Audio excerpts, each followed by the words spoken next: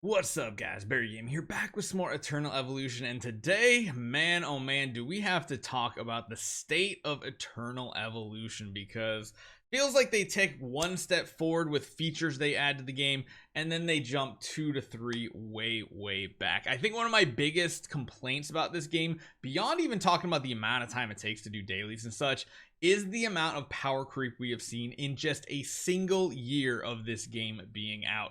When you jump into the game and you look at all the different power systems and upgrades, it feels like the game should have been playing for like 4 to 5 years.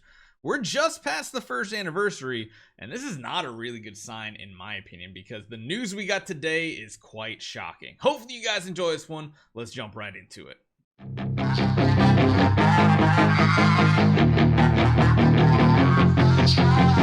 So to really just jump in and talk about what the update that is coming this week to Eternal Evolution, we need to first talk about something that is currently in the game. So if we jump on over to the Evolve section, you guys know there is Awakening. Now, I kind of like the way they're doing the Awakening system. It's taking older heroes, not the oldest heroes, because of course, if we're talking about oldest, we'd have Scooter here, we would have Emma here, we would have like man, I don't even remember the old Vanguard names, to be honest. We'd have an older healer, which Masrani is kind of like one of the oldest, and we wouldn't have like, this is like the second gen of heroes they're revitalizing and making possible, making them good as an SSS plus hero.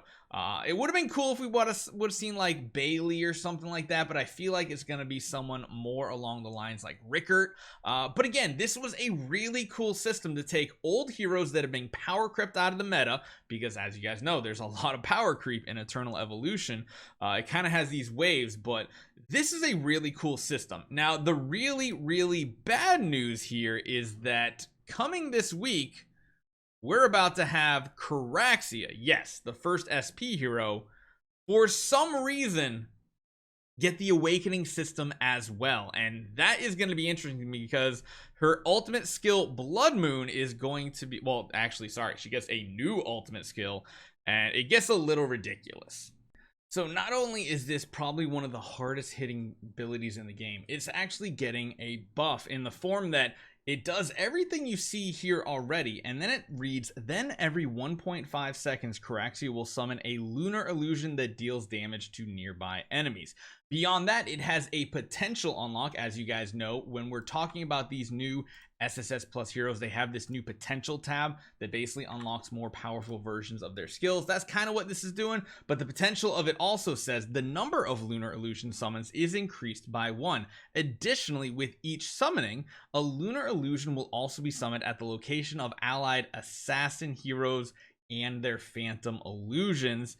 Each enemy can be attacked only by 1 lunar illusion at a time. So that just means they're going to be doing even more, or she's going to be doing more AoE type damage, honestly, and even more single target damage. Beyond that, she's also getting a buff to her Moonlight passive. It also is going to state, while in the Phantom state, after 4 seconds, Koraxia is revived on the spot. That's pretty much kind of normal. But what it also says is all allied heroes in the Phantom state, so that's like the dead state, so to speak, I believe, it'll inflict additional damage. It can also activate the deadly action execution effect, which basically means they can all execute the enemy, not just Koraxia. And one of the most powerful things about Koraxia is the fact that she can execute heroes.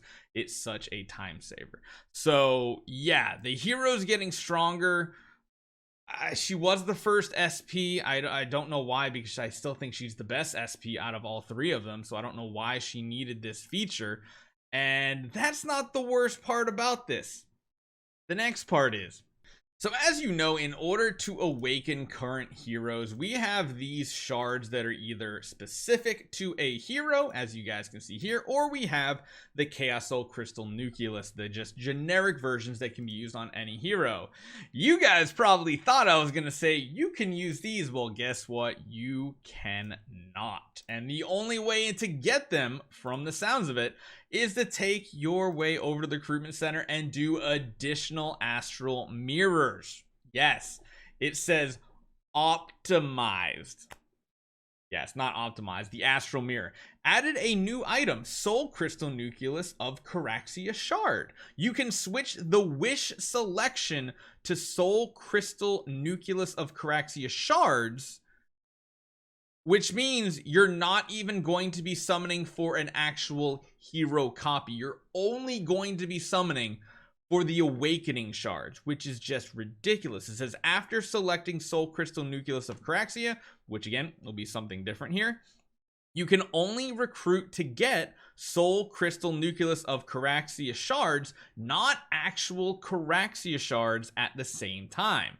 You can also obtain Crystal Nucleus Dust from the recruitment pool. So essentially what that means is they're also going to be adding a special dust maybe for her, or is it Crystal Nucleus Dust? Let me see, is that the same terminology they're using for this blue good? Okay, so it looks like at least this is going to be the same dust even for the SP heroes. But the fact, it's just mind-boggling, completely mind-boggling, that already hard enough to get heroes, and now beyond that you need to do even more awakenings just to get those awakening crystals. That has got to be one of the stupidest money grabbing things I have ever seen. Now let me just be straightforward. One of the main reasons we've stuck with this game for so long is because we have Aptoid, and things are so much cheaper in the game by using the links in the description with our code BARRYGAMING, saving us a ton of money. But I don't even think I can like I don't even have the third one built, and I am wailing heavily on these things in the past. It's just gonna, it's just another power system that was it just wasn't needed. Now they did come and say one thing: we have taken note of your feedback regarding the difficulty of obtaining SP heroes, and we completely understand your concerns. In response, we are thrilled to announce the upgrade of the mysterious gift event rewards, which will allow you to acquire more items in the game. Furthermore, to expedite the progress of obtaining only Koraxia, we will be unveiling new events in our Discord tomorrow. Stay tuned for those details. Your feedback and worries have not gone unnoticed. Blah, blah, blah, blah, blah. SP heroes are still probably the worst thing to have ever been introduced to this game by a long shot. This is literally turning me off from the game to the point where it's I don't even want to it's just getting ridiculous. SP heroes, these types of heroes usually come out years down the road in games. Even in my big game that I play, Idle Heroes, it took 5 years, 6 years to get to these types of heroes in the game.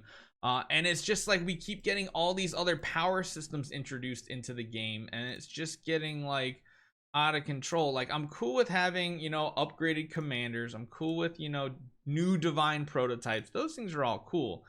What's really getting out of control too is the number of these consumables and these temper materials and all these other things. It's just getting out of control quickly. And the fact that a hero that's less than 6 months old is already getting a potential awakening, and she's still one of the best heroes in the game as it is, I don't even know. So I'll keep you guys updated. Again, if you are going to spend, please make sure you guys use the code BARRYGAMING in the description with Aptoid, because you'll literally save 20 to 30%. And I think beyond that, there's a couple days this month where we have some really good deals with Aptoid. If I take a look right here, the special day is going to be March 19th. So we're about 2 weeks away from that. March 19th looks like it is going to be a 5% bonus. So if you do make purchases on that day, that's when you're going to get the best bang for your buck. So hopefully you guys enjoy this one. Let me know what you guys think in the comments down below, and I'll see you guys next time.